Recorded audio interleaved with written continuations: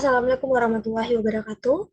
Perkenalkan nama saya Fatira Azara dengan stambuk F1G1 20003. Jadi di sini saya akan menjelaskan mengenai ruang lingkup proyek pengelolaan dari mata kuliah manajemen proyek ICT yang diampu oleh Bapak Gunawan SKM. Oke, langsung saja. Apa itu manajemen lingkup proyek? Nah, manajemen ruang lingkup proyek mencakup proses yang terlibat dalam mendefinisikan dan mengontrol lingkup pekerjaan apa yang termasuk dan atau tidak termasuk dalam proyek.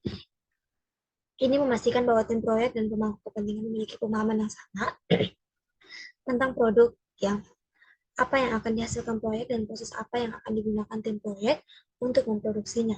Nah, 6 proses utama yang terlibat dalam manajemen ruang lingkup proyek. Yang pertama, manajemen ruang lingkup perencanaan melibatkan penentuan bagaimana ruang lingkup dan persyaratan proyek akan dikelola. Yang kedua, mengumpulkan persyaratan melibatkan pendefinisian dan pendokumentasian fitur dan fungsi produk, serta proses yang digunakan untuk membuatnya. Yang ketiga, menentukan ruang lingkup melibatkan peninjauan rencana manajemen ruang lingkup, bagan proyek, dokumen persyaratan, dan aset proses organisasi untuk membuat persyaratan ruang lingkup, menambahkan lebih banyak informasi saat persyaratan dikembangkan oleh permintaan perubahan disetujui. Yang keempat, membuat WBS melibatkan pengelompokan hasil proyek utama menjadi komponen yang lebih kecil dan lebih mudah dikelola. Yang kelima, ruang lingkup validasi melibatkan formalisasi penerimaan kiriman proyek. Dan yang terakhir, mengontrol ruang lingkup melibatkan pengendalian perubahan ruang lingkup proyek sepanjang umur proyek, tantangan pada banyak proyek IT. Nah, manajemen lingkup perencanaan. Langkah pertama dalam manajemen ruang lingkup proyek adalah merencanakan bagaimana ruang lingkup akan dikelola sepanjang umur proyek. Setelah meninjau rencana manajemen proyek, piagam proyek, faktor lingkungan perusahaan, dan aset proses organisasi, tim proyek menggunakan pertimbangan ahli dan rapat untuk mengembangkan dua keluaran penting, rencana manajemen ruang lingkup dan rencana manajemen persyaratan. Secara umum, rencana manajemen ruang lingkup mencakup informasi berikut. Yang pertama, bagaimana menyiapkan pernyataan lingkup proyek yang terperinci, cara membuat WBS, bagaimana mempertahankan dan menyetujui WBS, bagaimana mendapatkan penerimaan formal dari hasil proyek yang telah selesai, dan cara mengontrol permintaan perubahan pada lingkup proyek.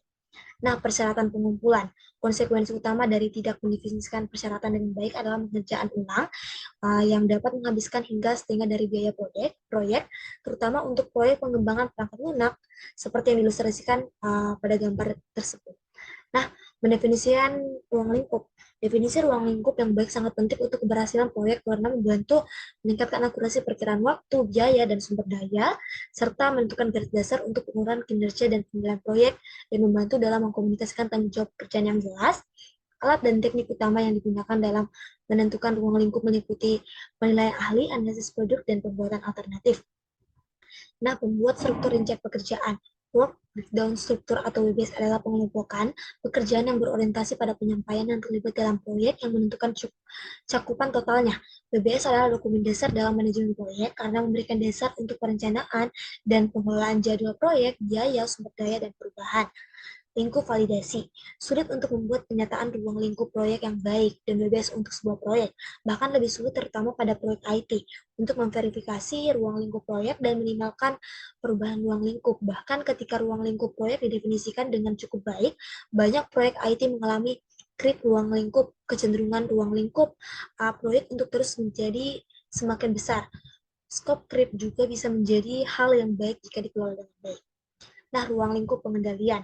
Sasaran pengendalian ruang lingkup adalah untuk mempengaruhi faktor-faktor yang menyebabkan perubahan ruang lingkup untuk memastikan bahwa perubahan diproses sesuai dengan prosedur yang dikembangkan sebagian dari pengendalian perubahan terpadu dan untuk mengelola perubahan ketika terjadi. Nah, kita tidak dapat melakukan pekerjaan yang baik dalam mengontrol ruang jika kita tidak melakukan pekerjaan yang baik dalam menentukan persyaratan, menentukan ruang lingkup, dan memvalidasi ruang lingkup. Menggunakan perangkat lunak untuk membantu dalam manajemen lingkup proyek.